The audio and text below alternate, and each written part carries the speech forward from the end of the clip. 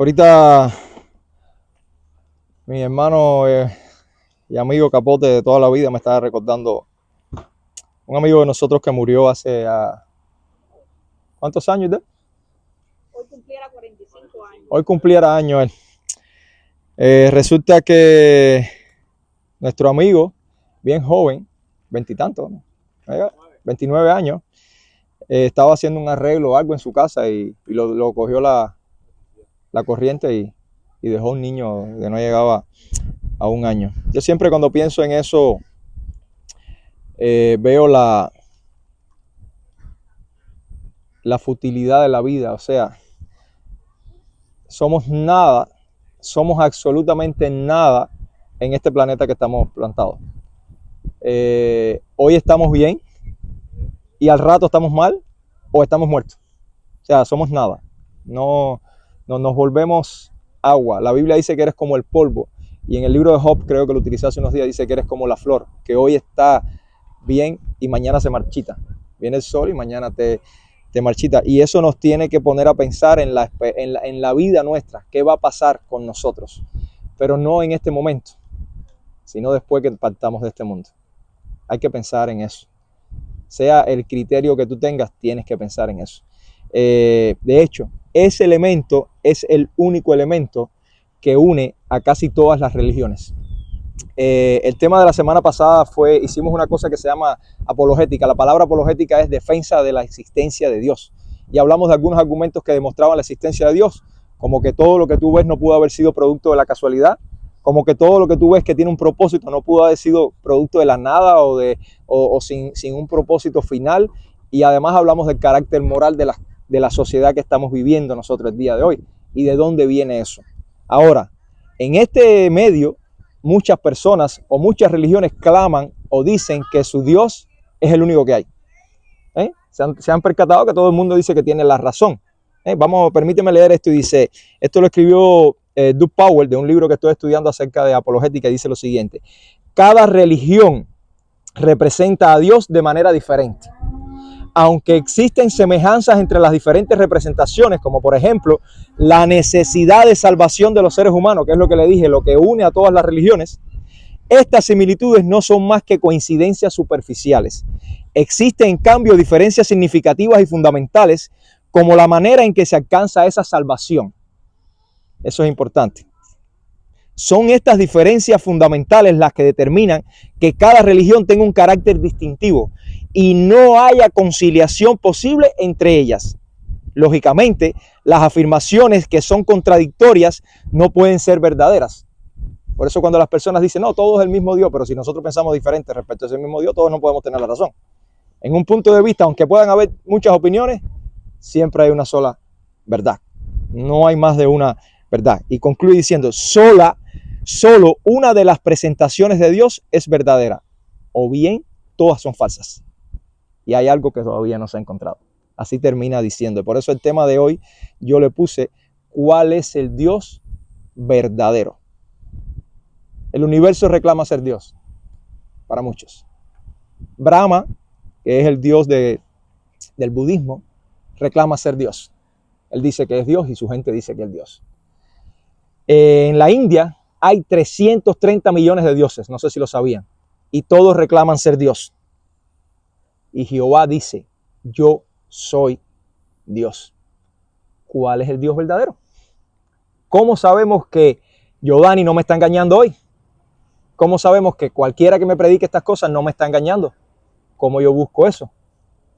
Ahora, para que un Dios sea el Dios verdadero, tiene que cumplir ciertas características. Yo no voy a adorar algo que no está a la altura o que no merece ser adorado. Como decía mi esposa al inicio, nosotros venimos aquí a adorar a Dios. Es verdad que la iglesia te hace sentir bien, es un momento de paz. Hasta el burro viene para acá, se queda tranquilito con nosotros y toda esa historia. Eso es verdad. Pero ese no es el objetivo de una iglesia. El objetivo de la iglesia es adorar a Dios. Por tanto, el motivo de tu adoración tiene que estar claro. Saber a quién tú estás adorando. Me gustaría que vayamos al libro de Isaías, en el capítulo 45. Isaías escribió, solo para que tengan una idea, 750. Si el sol le molesta ahí, se puede mover allá, se puede mover acá. It's good for you? Okay, or here, whatever. Okay. Isaías escribió, para que tengan idea, 750 años antes de Cristo. Y el pasaje que voy a leer hoy lo escribió o lo dijo él 458 años antes de que ocurrieran los hechos. Isaías 45. Isaías estaba prediciendo lo que iba a pasar con Israel una vez que Israel terminara los 70 años de destierro que estaba sufriendo. Nosotros venimos de nuestros países desterrados voluntariamente. O sea, nosotros nos fuimos de nuestros países, emigramos voluntariamente, pero Israel había sido enviado a Babilonia por 70 años en contra de su voluntad. Y estaba allí castigado por Dios por todo lo que había hecho. Isaías le dice, pero cuando pase ese tiempo, imagínate, Isaías utilizó un nombre hablando de lo que iba a ser Ciro de Persia. Y le dice, cuando pase ese tiempo yo voy a utilizar a Ciro. Fíjense, un nombre, 450 años. ¿Qué probabilidad hay de que alguien mencione un nombre y esa persona aparezca aquí, de aquí a 10 años en este mismo sitio? Bueno, 450 años dice que Ciro los iba a liberar, iban a regresar a Jerusalén. Y en el Isaías 45, el versículo 5 en adelante, Jehová dice lo siguiente. Jehová dice lo siguiente. Yo soy el Señor y no hay ningún otro. Fuera de mí no hay Dios.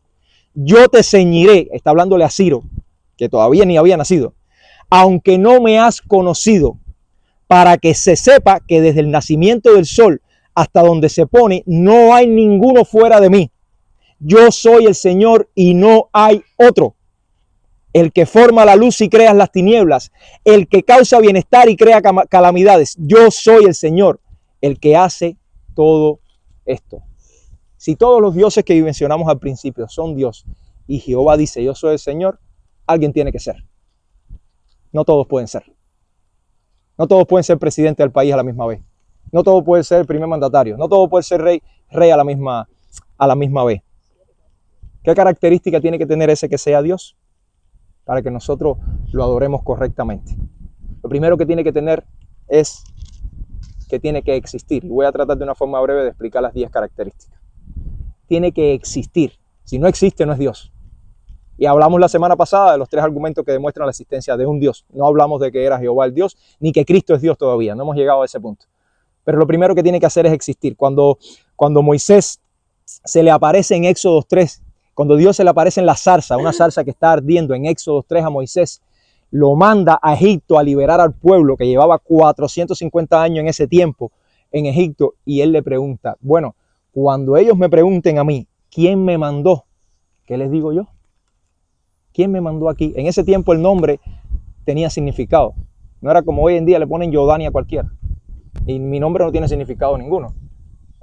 Y la mayoría de los nombres nosotros nos los pusieron porque lo encontraron en una lista o porque algunos que otros que tienen nombres bíblicos y cosas así.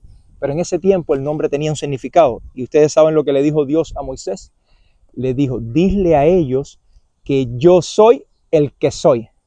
Fíjense que no fue un nombre, Giovanni. El nombre yo soy quiere decir existencia. No hay más nada que yo tenga que explicarle. Y Moisés cuando llega le dice, yo soy me envió. De ahí viene la derivación de Jehová. Quiere decir que Dios es el que es, que no tiene comparación, que nadie lo puede cambiar, que nadie lo puede mover. Y demuestra su existencia. Yo no voy a entrar en una apologética con respecto a lo que dicen otras religiones el día de hoy, porque como le dije una vez, nosotros venimos aquí a predicar la Biblia. Yo voy a decir lo que dice la Biblia con respecto a las características que tiene que tener un Dios. Lo otro que tiene que tener un Dios para que sea considerado Dios es que sea necesario. ¿Qué quiere decir que sea necesario? Que nada puede existir sin Él. Que nada para que sea creado pueda haber sido creado sin ese Dios. Él tiene que crearlo, pero no solo eso, sea necesario para el mantenimiento de eso que Él haya creado. Esa es otra característica para que Dios sea Dios. Pablo, en el libro de los Hechos, separa, en el capítulo 17, separa en un panteón en Atenas y le predica alrededor de 40,000 personas en un pedacito. En la Acrópolis más grande que tenía el imperio romano en ese tiempo, pero en Grecia específicamente. Y Pablo dice que se para enardecido como molesto, porque había caminado todo Atenas y lo que había visto una cantidad de altares por todas las esquinas, como allá en Palmira, de santerías y brujerías y cosas de esas. Incluso fíjense la mente del ateniense, del griego, que tenía un altar para el Dios desconocido. Es como para si aparece algún Dios, ya tenemos donde meterlo ya. Y entonces Pablo dice, se paró y dice, yo veo que ustedes son muy religiosos en muchas cosas. Y no los critica, le dice, está bien, Pero de ese Dios desconocido que ustedes tienen ahí, que ni siquiera es de quien yo vengo a hablarle. Y les dice, en el capítulo 17, les dice lo siguiente, versículo 24, dice, el Dios que hizo el mundo y todo lo que en él hay, puesto que es Señor del cielo y de la tierra, no mora en templos humanos, hechos por manos humanas. ¿A ustedes no les llama la atención que la gente compra una estatua, la pone en su casa, le pone frutas y todas esas cosas? Y si la casa se inunda, ¿la estatua te va a sacar a ti o tú tienes que sacarla cargada para salvarla? Por eso Pablo dice, el Dios que nosotros adoramos no necesita nada de los hombres. No fue hecho por manos humanas, no habita en un templo. Cuando Yorkie me dijo, oye, puedes venir aquí a predicar, a Dios no le hace falta espacio de 4 paredes. Eso no lo necesita Dios. No lo necesita. De hecho, Dios no necesita nada de nosotros. Él es necesario, nosotros lo necesitamos a Él. Y continúa diciendo, ni es servido por manos humanas como si necesitara algo, puesto que Él da a todos vida y aliento y todas las cosas, y de uno hizo todas las naciones del mundo para que habitaran sobre la faz de la tierra, habiendo determinado sus tiempos señalados y los límites de su habitación. Hasta las fronteras que nosotros tenemos hoy, Dios las determinó. Absolutamente todas. Dios las determinó. El muro entre México y Estados Unidos, el límite por lo menos, Dios lo determinó. Absolutamente todo, absolutamente todo. ¿Y cuál fue el objetivo para que hizo esto? Dice, para que buscaran a Dios, si de alguna manera palpando le hallen, aunque no esté lejos de ninguno de nosotros. O sea, aunque tú estés ciego y usted pueda andar por ahí, Dios te dice, aunque sea palpando, tú me vas a encontrar. Si tú quieres buscarme, tú me vas a encontrar. Pero lo que pasa es que no queremos buscar muchas veces. No tenemos la voluntad de buscar a Dios. Y continúa el versículo 28 diciendo, porque, y esta es la parte que le digo, el Dios no solo tiene que ser necesario para crear, sino para que todo lo que exista sea mantenido por Él. Miren lo que dice, porque en Él vivimos, nos movemos y existimos. Así como algunos de vuestros mismos poetas han dicho, porque también nosotros somos linaje suyo. Y los poetas de Grecia en ese tiempo no eran ateos, pero eran paganos, creían en cualquier cosa. Y además ellos entendían que ese Dios los había hecho a ellos. Sin embargo, adoraban todo, como nosotros hacemos muchas veces. Adoramos el dinero, adoramos a nuestra esposa, a nuestros hijos, queremos más a nuestros hijos que a Dios, queremos más nuestro trabajo, nuestro tiempo, todas las cosas que tenemos lo queremos más que a Dios. Dios es necesario y Jehová lo demuestra a través de la Biblia. A través de la Biblia se demuestra. Lo otro que tiene que tener Dios, hoy tenemos otro gallo, oye, este está más grande. Lo otro que tiene que tener Dios es que tiene que ser alguien poderoso. Alguien tan poderoso que su poder esté por encima de toda la creación. Si yo escribo este libro, ¿quién tiene más poder, el libro o yo? Yo tengo más poder. Yo fui quien lo creé, yo fui quien lo escribió. Si yo construyo la casa, ¿quién tiene más poder, la casa o yo? Yo. Por tanto, el Dios que clame ser Dios tiene que tener poder, pero un poder por encima de todo. ¿Ustedes se imaginan la cantidad de energía que se necesita para haber creado el universo? Su poder tiene que estar por encima de eso. Es incalculable. Y lo otro es que nada de lo que Él tenga que hacer, el Dios que sea Dios, le quede grande. O sea, que no exista nada que Él no pueda hacer. Y nada de lo que Él crea lo va a superar. De hecho, cuando usted aprende la Biblia, se da cuenta de lo que hizo Satanás, se rebeló contra Dios. Satanás no lo superó. Dios lo castigó y todavía viene el tiempo del castigo de Satanás. Pero él no lo supera. De hecho, en el libro de Job, Satanás le pide permiso para hacer las cosas que hizo con Job. Satanás le pide permiso a Dios. Para toda esa gente que se la pasan hoy peleando con Satanás, mira, entiendan una cosa, si tú crees en Dios, Satanás no tiene poder en tu vida, porque el poder en tu vida lo tiene Dios. Él no tiene nada que hacer en tu vida. Cualquier cosa que él vaya a hacer, él le tiene que pedir permiso a Dios. Dice A.W. Pink, que es un teólogo ya fallecido, dice, si un Dios no puede hacer todo lo que quiere o llevar a cabo todo lo que se propone, no puede ser Dios. Lo voy a repetir, si ese Dios no puede hacer todo lo que Él quiere o llevar a cabo todo lo que está en su mente, ese Dios no puede ser Dios. ¿Qué va a ser para mí? Yo recuerdo en México cuando estuve ahí en la eso de Guadalupe, de turismo, visitamos ahí de turismo. ¿Qué va a hacer por mí la estatua que la gente iba cargando bajando una escalera para la casa con la estatua? ¿Qué va a hacer por mí? Si yo tengo que bajarle la escalera para llevármela para mi casa para después ponerle una manzana que se pudre con el tiempo y no se la come. Si ese Dios no puede hacer nada, ese Dios no es Dios. Daniel, el profeta Daniel vivió en ese tiempo que Israel estuvo en Babilonia, 70 años. Daniel nunca regresó a Israel. Fue llevado jovencito y vivió en el reino de Nabucodonosor. Y él escribe sus profecías ahí. Y dice Daniel, hablando de Nabucodonosor, resulta que este rey se portó tan mal que Dios lo castigó 7 años. El hombre estuvo 7 años en el monte comiendo hierba, como un animal. Dice que las pezuñas le crecieron como si fuera un animal. Y al 7º año él recobra la mente y regresa al palacio. Y miren lo que dice un hombre que era pagano. Es como decir a alguien que no cree en Dios hoy o que cree en cualquier cosa. Pero al fin de los días, cuando terminó todo eso, yo, Nabucodonosor, alcé mis ojos al cielo y recobré mi razón y bendije al Altísimo y alabé y glorifiqué al que vive para siempre. Y miren lo que dice ahora. Porque su dominio, hablando de Dios, es un dominio eterno y su reino permanece de generación en generación y los habitantes de la tierra son considerados como nada. Tú no eres nada. Nosotros no somos nada delante de Dios. Al mínimo chasquido como la película de Avengers, ¿no? ¿Cómo se llama el malo que al final tenía que hacer así, todo desapareció? Thanos, ¿no? Así mismo, estamos vivos porque Dios nos ha hecho así. Cada respiración que tú haces porque Dios te la mantiene. Dice, son considerados como nada, mas Él actúa conforme a su voluntad en el ejército de los cielos. ¿Quién de nosotros puede mover una estrella aquí? ¿Quién de nosotros puede crear a Júpiter, un planeta completamente de gas, con el objetivo solamente de proteger la Tierra? Todos los asteroides, todos los meteoritos que andan regados por ahí, vinieran a parar la Tierra si no fuera por Júpiter. Tú dirías, bueno, ¿y para qué es un planeta tan grande? Solo de gas. Él es el escudo que protege la Tierra. ¿Quién puede hacer eso? Él actúa conforme a su voluntad en el ejército del cielo y entre los habitantes de la tierra. Nadie puede detener su mano ni decirle, ¿qué has hecho? A veces nosotros nos volvemos locos y empezamos a cuestionar a Dios. ¿Por qué me está pasando esto? ¿Por qué yo estoy así? ¿Qué ha pasado en mi vida? ¿Por qué tú me permites eso? Dios te dice, ¿qué permiso tú tienes para decirme a mí qué has hecho? Los planes de Dios son perfectos por las cosas que vamos a explicar más adelante. Al final del capítulo del libro ese de Job, donde Job imagínense que Job en un día pierde su tierra, su familia, y Job era el Elon Musk de esos tiempos. Pierde su casa, su familia, sus 8 hijos, lo pierde todo y además se enferma, le empiezan a salir llagas y se coge la ceniza y se la echa para rascarse y él se la pasa quejándose con Dios. Y al final del capítulo del libro de Job, en el capítulo 38, dice, él pide una audiencia con Dios. Como nos pasa alguna vez a nosotros, queremos reclamarle a Dios, bueno, hasta que Dios no me hable, yo no voy a entender. Él le dice, y Dios se le aparece y le dice, bueno, Job, capítulo 38 de Job, versículo 3 en adelante, dice, ciñe ahora tus lomos como un hombre. Es como cuando nosotros le decimos ahora, compórtate como un hombrecito que ahora vengo a hablar contigo. Así mismo le dice a Dios, y yo te preguntaré y tú me vas a enseñar a mí, a ver si es verdad que tú puedes.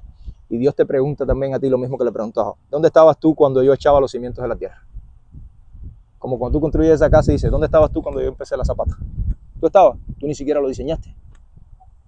¿Dónde estabas tú cuando yo echaba los cimientos de la tierra? Dímelo si tienes inteligencia. ¿Quién puso sus medidas? ¿Ya sabes? ¿O quién extendió sobre ella el cordel para medirla? ¿Sobre qué se asientan sus basas? ¿O quién puso su piedra angular? Cuando cantaban junto a las estrellas del alba y todos los hijos de Dios gritaban con gozo. Es como que le dice, ¿quién eres tú para reclamar si tú no estabas cuando yo hice todo lo que tú ves? Eso habla del poder de Dios. Ninguno de nosotros estaba ahí, ni tenemos idea. Ni siquiera sabemos la casa donde vivimos, quién la construyó. Ni siquiera sabemos ni dónde está. Yo me mudo a una casa y no encuentro ni la brequera para si hay un incendio apagarla. Así mismo nos dice Dios, eso es lo que yo llamo un Dios poderoso. Si cualquier Dios no cumple con esto, ese Dios no es Dios. Otra característica que tiene que tener es la trascendencia. ¿Qué cosa es trascendencia? Que está por encima de todo. Él está por encima de todo y no se limita a nada. Por encima no solo físicamente, sino espiritual, en poder, en conocimiento, en todas estas series de características. El mismo Isaías, el que empezamos hablando en el capítulo 40, dice en el versículo 21, ¿sabías, no sabéis, no habéis oído, no os lo han anunciado desde el principio, no lo habéis entendido desde la fundación de la tierra? Él es el que está sentado sobre la redondez de la tierra. Esto es uno de los pasajes discutidos. No sé si saben o si han escuchado que hay gente hoy que piensa que la tierra es plana. ¿Han escuchado de eso? Eso se llama una corriente terraplanaria. A pesar de lo que dice la ciencia, hay personas que utilizan este pasaje para decir que la tierra es redonda. No, que esto literalmente quiere decir que es un círculo, que no es una esfera. Sea un círculo, sea una esfera, sea lo que sea, la Biblia dice que Dios está sentado por encima de eso. Y miren lo que habla de los habitantes de la tierra, cuyos habitantes son como langostas. No esperen que son las langostas de comer, que nos comemos nosotros. No, las langostas son los grillos. Dice, los habitantes de la tierra para mí son como grillos, son pequeños, cuyos habitantes son como langostas. Él es el que extiende los cielos como una cortina y los despliega como una tienda para morar. Él es el que reduce a la nada a los gobernantes y hace insignificante a los jueces de la tierra. Hoy todo el mundo está preocupado por las políticas migratorias.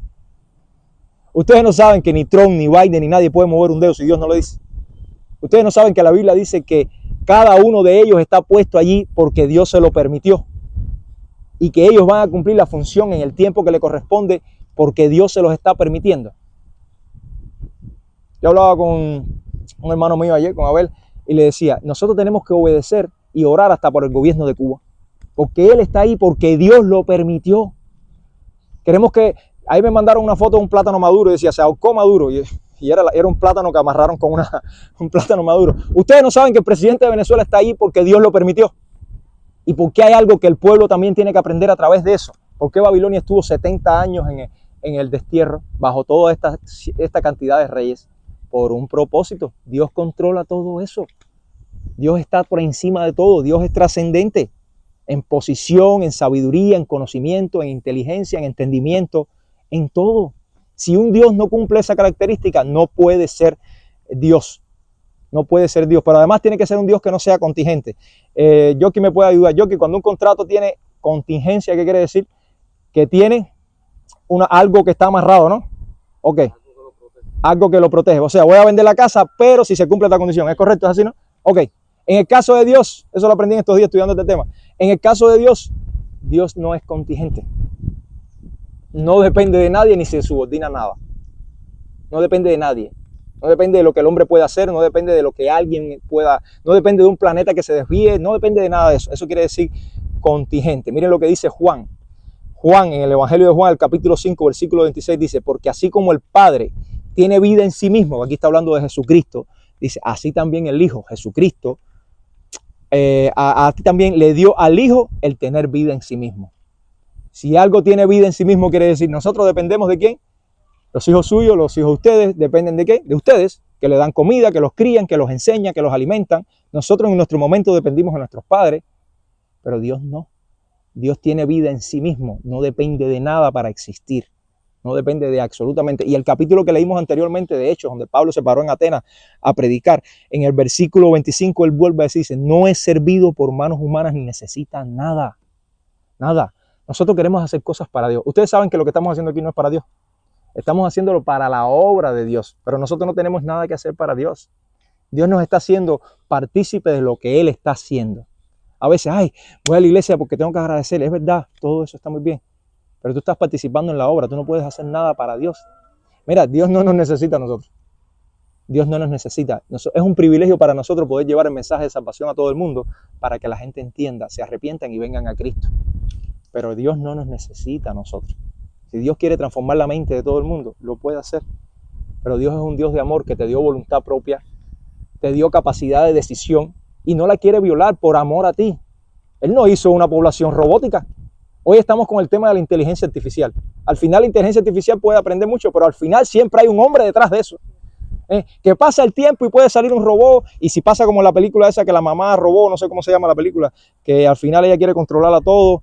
No sé bien, no la vi completa, la vi por pedazos, pero detrás de eso siempre hay un hombre con una mente que diseñó el sistema. Dios está detrás de todo. Dios no se subordina a nada, nada lo aguanta, nada lo retiene.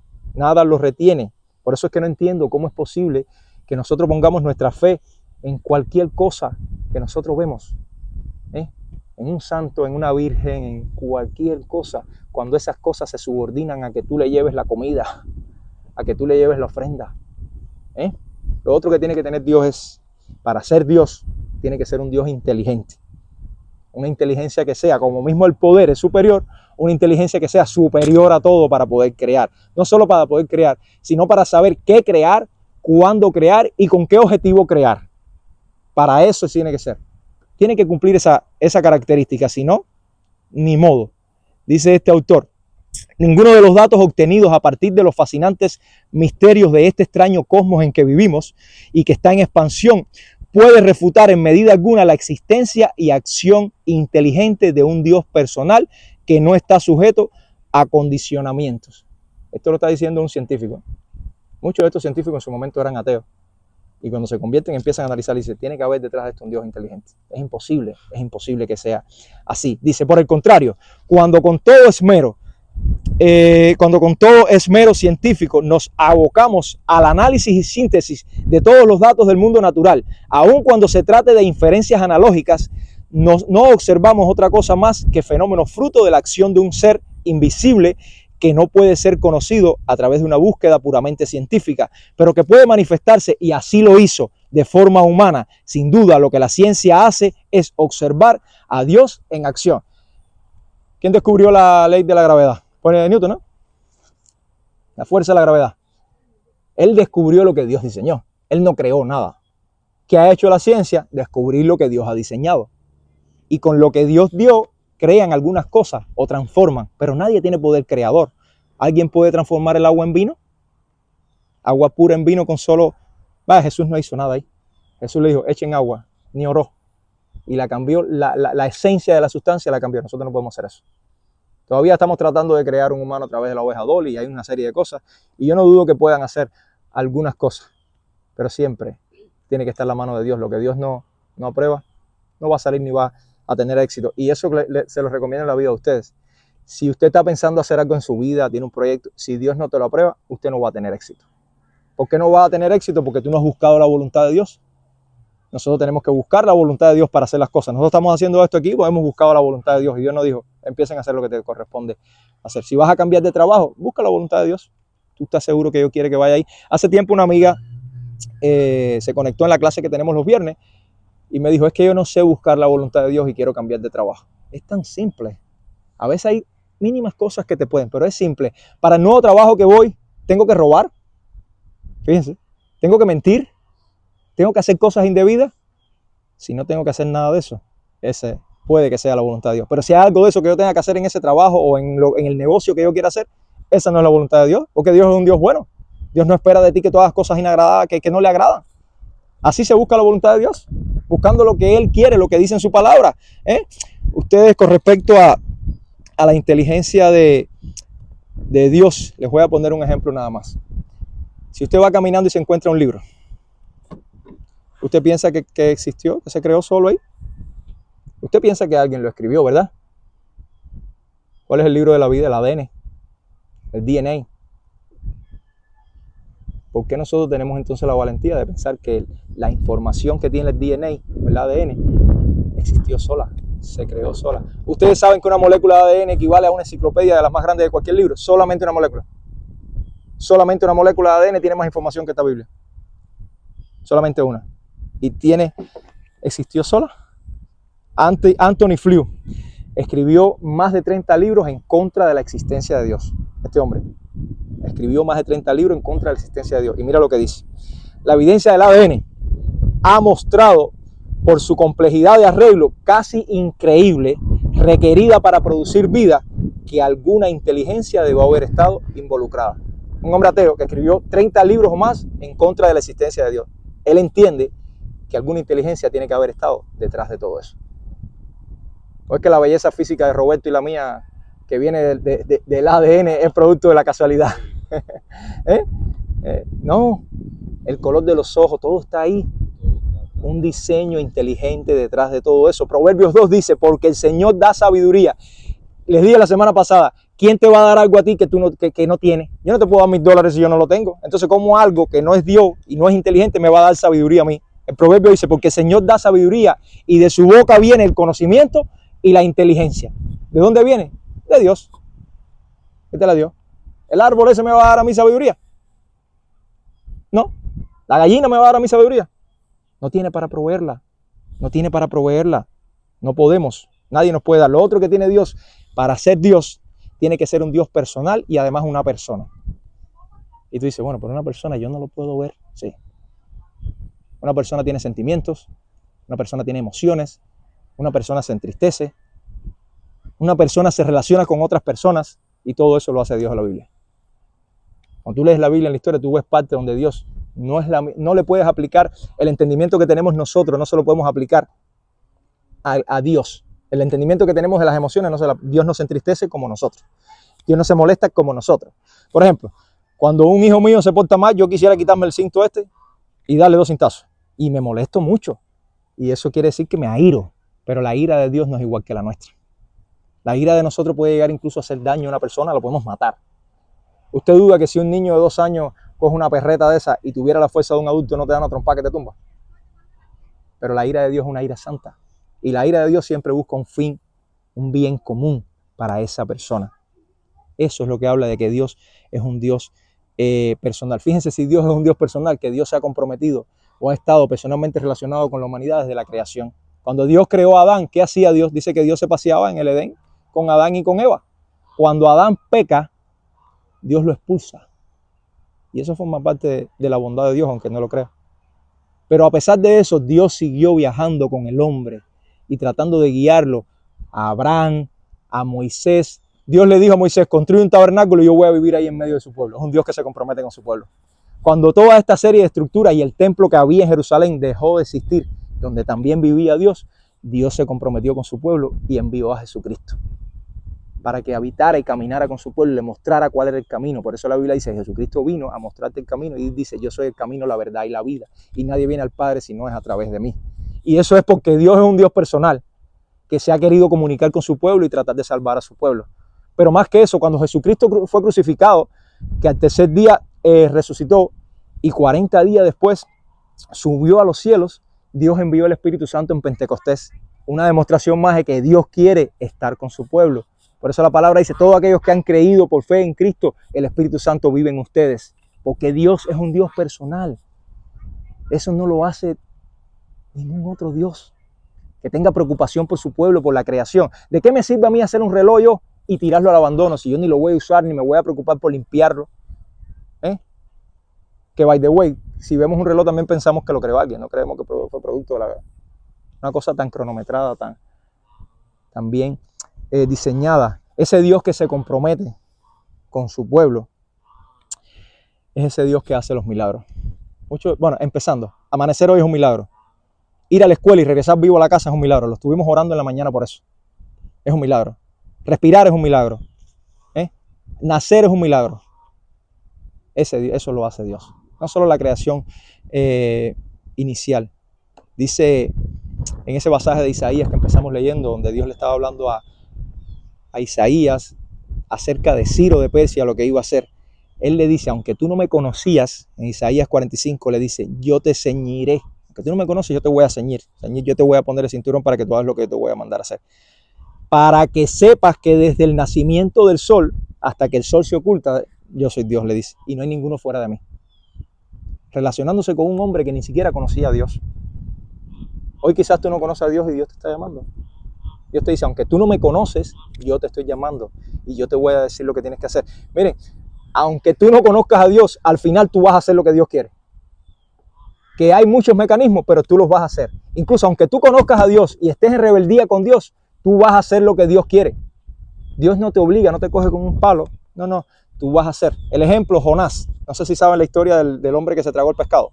Jonás se fue para México, para España, ella es de México, tengo México, para España, que en vez de, para Tarsis, que es la España actual, en vez de ir para Nínive, Dios le dijo, tienes que ir a Nínive a predicar. Jonás cogió un barco contrario y al final apareció una tormenta, a Jonás lo tiraron al agua, vino un pez gigante, se lo tragó y lo soltó allá en Nínive.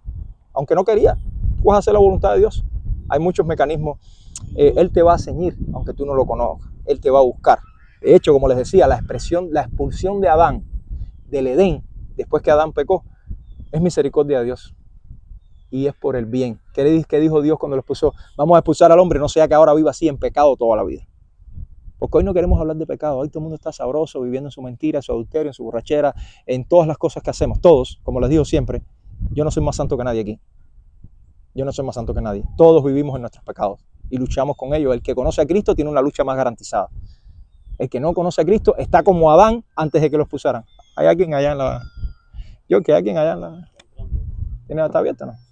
Entonces, aunque no lo conozca, lo que Dios hace en tu vida tiene un fin. Él expulsó a Adán para que Adán no viviera eternamente, no comiera del árbol de la vida y viviera eternamente en pecado. Eso forma parte del compromiso de Dios, de que Dios se compromete con su creación. Pero el mayor compromiso de Dios fue haber enviado a Cristo.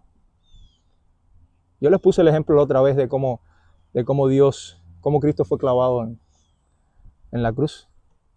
Dios se hizo hombre, nació de una mujer. Dice la Biblia que se humilló, dejó el cielo y vino a la tierra. Hacerse hombre es una humillación total. Hacerse un embrión dentro de la Virgen María es una humillación total. ¿Ustedes saben por qué es una humillación total? Hoy en día cualquiera lo hubiera abortado. Hoy en día el aborto es tan simple. De hecho, hay algunos libros por ahí que los pueden después llevárselos, los traje para si quieren aprender más. Lleven libritos de eso. Y hay uno creo que habla del aborto. Hoy en día cualquiera hubiera abortado. Fíjense la humillación que hizo. ¿Para qué vino Dios? ¿Para qué Cristo vino a esta tierra? Se encarnó para morir por ti y por mí. Y eso habla de un Dios que se compromete, porque Dios no quiere que tú vivas en pecado toda la vida. Aunque te creas el más santo del mundo, tienes pecado en tu vida, porque naciste así, se lo demostré la primera vez. ¿Cómo? El país que está prohibido el aborto. Sí, hay muchos países. Por lo menos en Uruguay era muy mal visto y a veces había que ser. Es ilegal, pero va en contra. Hoy no es el tema de eso, pero va en contra de la voluntad de Dios, porque Dios es el creador de la vida y la vida tiene valor. Yo se lo demostré el primer día. Nosotros somos hechos a la imagen de Dios, creados a su semejanza. Por tanto, yo no tengo derecho a tomar a alguien y caerle a piñazo y maltratarlo ni a matarlo, porque eso fue creado por Dios. Y lo mismo ocurre con un feto, con un embrión dentro de la madre. Ahora, ese Dios, punto 9, ya estamos terminando. Ese Dios, para que sea Dios, tiene que ser un Dios moral. Nosotros somos entes morales. O sea, tenemos conocimiento de la justicia, del bien, del mal. Y eso lo recibimos de alguien. Recuerden que la Biblia dice que Dios puso esa ley en nuestros corazones. Ese Dios que existe, para que sea Dios, tiene que tener eso para que me lo pueda dar a mí. Tienen nada más una idea de cómo es Dios. Si usted quiere aprender cómo es Dios, usted va a Éxodo 20, donde Moisés está trasladando al pueblo de Israel por todo el desierto. Y en Éxodo 20, ahí en el monte Sinaí, Dios le dice lo siguiente. Mira, Moisés, empieza diciendo esto: yo soy el Señor. Lo mismo que le dijo a Ciro, que le diría a Ciro tiempo después: yo soy el Señor, que te saqué de la tierra de Egipto, de la casa de servidumbre, porque tú eras esclavo. Y yo soy el Señor y te digo lo siguiente ahora. Mira, conóceme a mí. ¿Ustedes quieren conocer cómo es Dios? Los que me dicen, no, es que yo no veo a Dios, pero Dios lo podemos conocer. ¿Cómo es Dios? Miren esto. No tendrás otros dioses delante de ti. O sea, Dios te dice, yo soy el único. No puedes tener más nadie porque los demás son mentiras. Te dice lo siguiente: no te harás ídolos. O sea, no te hagas estatua, no te hagas virgen, no te hagas santo, porque nadie me ha visto. ¿Cómo me va a hacer una imagen de mí? Cuando tú haces una estatua, cuando tú haces de tu hijo, de tu familia, de tu trabajo, de tu dinero un ídolo, tú estás tratando de coger a Dios y meterlo en tu cabecita y dices, ya entiendo a Dios, yo sé que Dios es así, pues lo voy a tener. Tu mente no alcanza, tu mente no alcanza para entender a Dios. Dice, no tomarás el nombre del Señor en vano. ¿Cuántas veces te da un machucón en un dedo y usted saca a Dios, a Jesucristo y a todo el mundo? Y Dios te dice, no tomes mi nombre en vano, hasta mi nombre, ese nombre que yo le di al principio, yo soy el que soy, es santo, no lo puedes tomar por gusto. Y nosotros somos buenísimos en eso. De hecho, siempre me llama la atención, ¿por qué en las películas XXX lo que utilizan más es el nombre de Dios? ¿Por qué no utilizan a Buda? ¿Por qué no utilizan a Brahma? ¿Por qué no utilizan a Alá? Porque tiene más palabras y ¿Por qué? Porque blasfeman el nombre de Dios. Blasfeman el nombre de Dios y Dios está diciendo, no tendrás el nombre, no, depende del idioma. Recuerda que el nombre de Dios hay idiomas que es más largo. Pero blasfeman el nombre de Dios y eso es lo peor que Dios está diciendo. ¿Tú quieres conocer a Dios? Pues no tomes el nombre de Dios en vano. Y sigue diciendo, acuérdate del día de reposo para santificarlo. Nos matamos la semana trabajando, de domingo a lunes, domingo, y no deseamos ni siquiera un día estar con Dios. Y Dios te está diciendo, santifica el día del Señor. Descansa para que veas que ese día yo también te voy a proveer. Ustedes saben que Dios le decía a Israel, trabaja 6 años y el 7º año no trabajes. El 7º año va a ser, ¿ustedes saben para qué? Para que la tierra descanse y yo voy a producir para ti. Dios te dice, yo te voy a dar. Y además va a sobrar para que le des a todos los que te rodean. Así dice Dios. Y nosotros queremos trabajar de lunes a sábado, el domingo también trabajar todos los días, no descansamos. Ni descansamos, ni le dedicamos el tiempo a Dios, porque Dios le dice, respeta el día para santificarlo. ¿Qué es santificarlo? Dedicárselo a Dios. Ir a la iglesia, hacer las cosas que Dios te manda, visitar a familiares o amigos que puedan estar enfermos, hacer la obra de Dios. Ese es el día del Señor. No lo hacemos, nos incluimos, muchas veces no lo hacemos, hasta que a veces pasa tiempo y te das cuenta y lo tienes que hacer. ¿Quieres conocer a Dios? Honra a tu madre y a tu padre, dice Dios. Si tú no respetas ni a tu mamá ni a tu papá, ¿cuánto menos tú vas a respetar a Dios? Por eso Dios te dice, respeta y honra a tu madre y a tu padre. No da si tu papá es malo, si tu mamá es buena, si son cristianos, eso no importa. Dios te dice, tienes que respetarlo, no importa lo que sea. Así es Dios. Así es Dios. Dice, no matarás. No matarás. No te molestes con los demás porque los matas en tu corazón. Si te has airado con alguien en tu corazón, lo mataste. Así dice Cristo. Fíjense hasta qué punto Cristo llevó la ley. No cometerás adulterio. ¿Qué cosa es adulterio? Mirar cualquier mujer o cualquier hombre que no es mi esposo o mi esposo. Eso es adulterio, ¿sabían? Eso es adulterio. Ver pornografía es adulterio, ¿sabían? La gente dice, yo no estoy haciendo nada. Es adulterio en tu corazón. No cometerás adulterio, no robarás. Ya lo explicamos ya. No darás falso testimonio, eso es chisme. Y hablar mal de tus amigos y tus hermanos. Y no codiciarás, que es casi la base de todo. Todo empieza por desear algo. Ay, como me gusta esa chica. Ahí empieza la codicia y se convierte después en adulterio y pecado. Ay, como me gusta eso, terminas robando. Ay, como me gusta eso, terminas matando. Por eso el final de la ley lo cierra todo. Ese es Dios. ¿Usted quiere conocer a Dios? Un Dios bueno. 100% bueno. Todas estas cosas que Él prohíbe son para bien de nosotros. Son para bien. Eso es un Dios moral. ¿Conocen algún Dios que sea más moral que ese? ¿Conocen algún santo que sea más moral que ese? A mí me estafaron en Venezuela una vez y los que me estafaron eran, de hecho, fue lo que Dios utilizó para que yo viniera para este país. Los que me estafaron eran santeros. A sus santos le dijeron que ellos podían hacer todas esas cosas. Dios no. Dios es moral y es bueno, 100% bueno. 100% bueno. Lo otro, dice Isaías 45, regreso al pasaje. Yo soy el Señor. Yo no soy uno de los señores. Yo soy Él. I am the only one, God. Yo soy el Señor y no hay ningún otro. Para que Dios sea Dios, el cualquiera que reclame ser Dios tiene que ser único. Si hay dos iguales, ¿cómo yo sé a quién voy a adorar? ¿Y a quién yo me rindo realmente? Nosotros venimos aquí a rendirle homenaje a Dios y a adorar a Dios. Pero si hubieran 10 dioses, ¿a quién exactamente yo sé a quién adorar?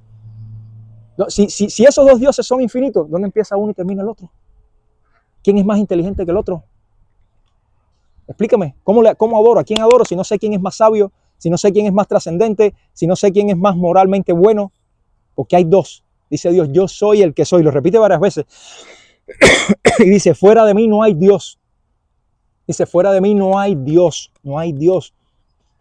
Y más abajo en el versículo 6 dice, no hay ninguno fuera de mí. Yo soy el Señor y no hay otro. Y al final vuelve a repetir eso. En 3 versículos repite varias veces, yo soy el Señor. Y todavía nosotros tenemos duda de que Jehová es Dios. No existe libro de religión ninguna que argumente que su Dios es el Dios que hace estas cosas. Y tú dices, ¿y este que está hablando esa cantidad de tonterías? ¿Para qué me sirve mi vida práctica? ¿Para qué me sirve a mí conocer de verdad que este es el Dios verdadero? Si tú eres cristiano y conoces de Dios y conoces de la fe a través de Cristo, si tú entendiste que Cristo es el único camino, la verdad y la vida para llegar a la vida eterna. Recuerden cuando empezamos el mensaje que yo dije que el factor común entre casi todas las religiones es la salvación del hombre. Al que no le importe dice, ay, para mí no me importa cuando yo me muera. El último minuto tú quieres saber a dónde vas. Tú quieres saber a dónde vas. La salvación. Si tú has entendido que Cristo es el único camino, la verdad y la vida, tiene muchos beneficios. Imagínate que tienes un Dios que es 100% bueno, que está por encima de todo, que no se limita a nada. Tienes un Dios que existe real, cuidándote, estando pendiente de ti. Ese conocimiento te ayuda a vivir tranquilo, a no estresarte por qué voy a comer mañana. El Señor te dice, no te amargues ni te preocupes por qué vas a comer mañana ni por qué te vas a vestir. Yo te voy a proveer. Si yo he visto las flores del monte, dice Dios a través de Salomón, ¿cuánto más no te voy a poner ropa a ti, mijo? No te afanéis, dice la palabra. ¿Cuánto no estamos ansiosos? El día entero, ansiosos por todo. ¿Para dónde me voy a vivir? ¿Cuánto voy a cobrar ahora en este trabajo? Ay, Dios mío, me mandaron para Kissimmee a vivir, Señor, y estresado. Hermano mío, si Dios te trajo hasta aquí hoy, Dios te provee todo. Si tú respiraste hoy, Dios te provee todo. Todos los días te pone una nevera de agua para que tomes agua fría. Y a mí me molesta a veces en este país que tenemos todo. Todo. En nuestros países la gente está pasando trabajo. En Dominicana la gente está pasando trabajo. En Cuba ni hablar, Venezuela, los demás países. En Vietnam la gente está pasando trabajo. Todo el mundo pasando hambre y miseria. Y nosotros nos quejamos. Dios te provee todo, todos los días. Y eso es importante. Este conocimiento te sirve para eso. Para confiar en Dios. Dios tiene el poder para hacer todo y hacer su voluntad. Todos sus planes y todas sus promesas, producto de sus actitudes, a sus atributos, a sus cualidades, se van a cumplir en tu vida. ¿Cuántas veces no conocemos personas que ni siquiera han tenido hijos? Y en algún momento ellos recibieron la palabra y Dios les dijo, tranquila, que en su momento tú vas a tener hijos. Y han tenido hijos, porque Dios lo puede hacer, porque es un Dios todopoderoso. No depende de nada, de nadie, no se subordina a nadie. Su opinión no cambia. Eso es lo bueno que tiene Dios, que su opinión no cambia. Yo voy a hacer esto en tu vida y eso no va a cambiar. Aunque venga un huracán de donde venga. Cuando viene el huracán, tú ese día ni vas a trabajar. Y Dios sigue trabajando. No se deja dominar por nada. Lo importante es poner tu fe en un Dios que tú sabes que no se va a dejar dominar por las circunstancias. Y toda tu vida está en sus manos. Eso es bueno. Ahora, todo esto que acabo de mencionar es malo si tú no has creído en Cristo. Porque todo esto se voltea contra ti. Dios dice, yo envié a mi Cristo para que todo, a mi Hijo, para que todo aquel que en Él crea no se pierda, más tenga vida eterna. Pero si tú no crees que va a pasar, te vas a perder. Porque tú naciste condenado. Usted nació en pecado, se pierde. Entonces tú tienes que creer en Cristo. Si no, todo esto se vuelve en tu contra. Imagínate un Dios que es inteligente, un Dios que es moralmente bueno y que espera que todo sea para bien. Si se voltea contra ti, porque no es que Dios se voltea contra ti, es que tú estás negando a Dios. Es como cuando los hijos se molestan con nosotros. ¿Quién es el que se busca el problema? El muchacho. Porque nosotros estamos tranquilos en la casa echándonos aire. No vas a tener dinero, no vas a tener esto, no te voy a llevar a pasear. Es él el que pasa trabajo y nosotros pasamos trabajo porque nos rebelamos contra Dios. Uno, por no creer. Y dos, cuando creemos empezamos a no querer hacer la voluntad de Dios. Ustedes, que los que me conocen, ¿se imaginan si nosotros nos hubiéramos resistido a la voluntad de Dios y no hubiéramos estado aquí? ¿Cuántas oraciones, verdad? ¿Cuántas noches preocupados nosotros orando? Te tienes que ir hablando. Dejaste tu casa, tu familia y tu parentela atrás. Y si no hubiera hecho la voluntad de Dios, ¿qué me hubiera pasado en mi vida? Igual Dios me iba a hacer llegar, me iba a comer un pescado, me iba a vomitar aquí. Cuando nos oponemos a lo que Dios quiere, cuando nos resistimos, entonces todos esos atributos se voltean contra nosotros. Es un bien para nosotros, hermanos, confiar en ese Dios que dice lo siguiente. Romanos 8:28 dice lo siguiente, y con esto termino. Porque para los que aman a Dios, ¿quién ama a Dios? ¿Quién ama a Dios? Los que obedecen sus mandamientos. Aquellos que creyeron en Cristo, que es el primer mandamiento que tenemos que obedecer. Aquellos que han creído en Cristo, se han arrepentido y han puesto su fe en Cristo. Los que aman a Dios, aquellos que le obedecen, todo, voy a agrandar, todo, es todo. Se murió tu hijo, todo. Se murió mi amigo hace años atrás, todo obra para bien. A lo mejor si no fuera por eso, no hubiera visto una foto del papá de Arián con una Biblia en la mano la semana pasada que me la mandaron de Cuba. Todo. Te quedaste sin trabajo, obra para bien. ¿Tienes problemas migratorios? Obra para bien. Te quedaste sin casa, obra para bien. ¿Estás pasando hambre? También obra para bien. Pero primero tú tienes que amar a Dios por sobre todas las cosas. ¿Cómo se ama a Dios? Con toda tu fuerza, con toda tu mente, con todo lo que tú tienes. Absolutamente todo. No hay forma, no puedes dejar nada. Cualquier cosa que pongas entre tú y Dios es una barrera, es idolatría. Ese es el Dios que yo conozco. Ese es el Dios de la Biblia. El único que cumple todas las características para ser el verdadero Dios. No existe otro. Ni el universo, ni los 330 millones de dioses en la India, ni Brahma, ni nadie cumple con eso. Vamos a orar. Amado Señor, te damos gracias por este tiempo, Padre. Te ruego, Señor, que esta palabra que ha sido predicada sea sembrada en nuestros corazones y que la podamos poner en práctica cada día, Señor. Te ruego, Señor, por cada una de las familias que estamos aquí presentes, Padre, que tú nos bendigas y nos utilices para tu honra y gloria. Derrama, Señor, tu Espíritu Santo, Padre, derrama tu Espíritu Santo sobre los que no te conocen. Dale, Señor, arrepentimiento y fe y que puedan venir a ti en una vida de obediencia, Señor. Que entiendan que Jesucristo es el único camino, Señor. Que Jesucristo es la luz, que es la puerta, Señor, para llegar a ti. Y que estas vidas sean transformadas, Señor. Cambia los corazones, transforma las vidas, Señor. Que tu palabra venga como espada, Señor. Que tu palabra sea como el fuego que rompe las rocas, Señor. Como el martillo que la despedaza, Señor. Y que transforma nuestras vidas, Señor, para bien. No solo para el bien nuestro, sino para que nosotros podamos glorificarte a ti, Señor. Te ruego, Señor, que bendigas económicamente también, que protejas a todas las familias aquí presentes, que les des salud, Señor, que los que están enfermos, Señor, sean restaurados en tu nombre, que el poder de tu Espíritu Santo transforme la familia, Señor.